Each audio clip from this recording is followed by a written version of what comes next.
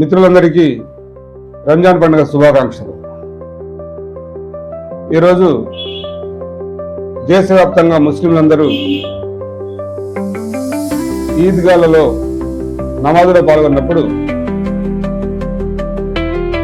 మన all India personal లా board పిలుపు మేరకు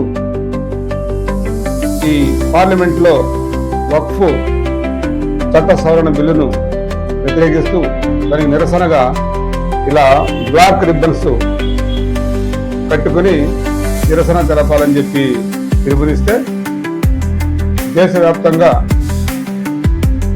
ఇలా ఈ బ్లాక్ రిబ్బన్లు కట్టుకుని నమాజ్ వచ్చారు మన ముస్లిం సోదరులందరూ. హోంమంత్రి అమిత్ షా గారు మొన్న ఓపెన్ గానే చెప్పారు, 3-4 తారీఖుల్లో రేపు రాబోయే పార్లమెంట్ సెషన్లో ఈ వక్ఫ్ చట్ట సవరణ బిల్లును తీసుకొస్తున్నాము, ప్రవేశపెడతామని చెప్పి చెప్తున్నారు.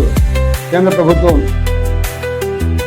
మన ఏపీ నుంచి చంద్రబాబు నాయుడు గారి సపోర్టు, బీహార్ నుంచి నితీష్ కుమార్ గారి సపోర్టు నుంచి ఈ అధికారాన్ని చెలాయిస్తుందో, ఈ నితీష్ కుమార్ గారు కానివ్వండి, చంద్రబాబు నాయుడు గారు కానివ్వండి, ఈ రెండు పార్టీలు సెక్యులర్ పార్టీ. ఆ రోజు రాష్ట్రాల అవసరాల కోసం ఎన్డీఏలో భాగస్వాములు అయ్యాము అని వాడు చెప్పడం జరిగింది. చెప్పినట్టుగానే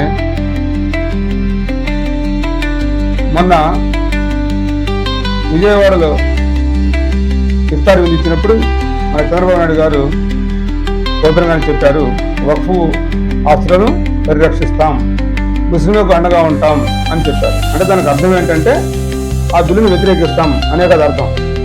కాబట్టి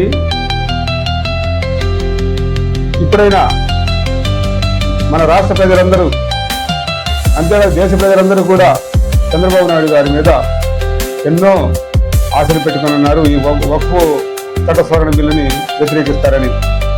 ఎందుకంటే వారు వ్యతిరేకించకపోతే జీవితంలో టీడీపీ పార్టీ అంటేనే ముస్లింల ద్రోహిగా మిగిలిపోయే అవకాశం ఉంది. కాబట్టి చంద్రబాబు నాయుడు గారు వారికి కేంద్రం నుంచి ఎన్ని ఇబ్బందులు ఉన్నా అందరికీ తెలుసు. కేంద్రం చెప్పిన మాట వినకపోతే సిబిఐలు, ఈడీలు, ఇన్కమ్ ట్యాక్సులు అన్నీ వచ్చి ఇబ్బందులు పెట్టే సంగతి అందరికీ తెలుసు.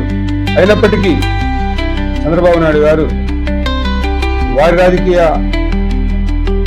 జీవితం కోసం, ముఖ్యంగా లోకేష్ బాబు గారి రాజకీయ జీవితం కోసం అలాంటి ఏమన్నా ఇబ్బందులు కేంద్ర ప్రభుత్వం నుంచి ఉన్నా కూడా దాన్ని వ్యతిరేకించి, దాన్ని భయపడకుండా ముస్లింలకు అండగా నిలిచి ఈ వక్ఫ్ చట్ట సవరణ బిల్లును వ్యతిరేకించి పార్లమెంట్ సపోర్ట్ చేయకుండా వ్యతిరేకించి ఈ బిల్లు పాస్ అవ్వకుండా చేస్తే ఎప్పటికీ చంద్రబాబు నాయుడు గారు ముస్లింల మనస్సులో నిలబడిపోతారు.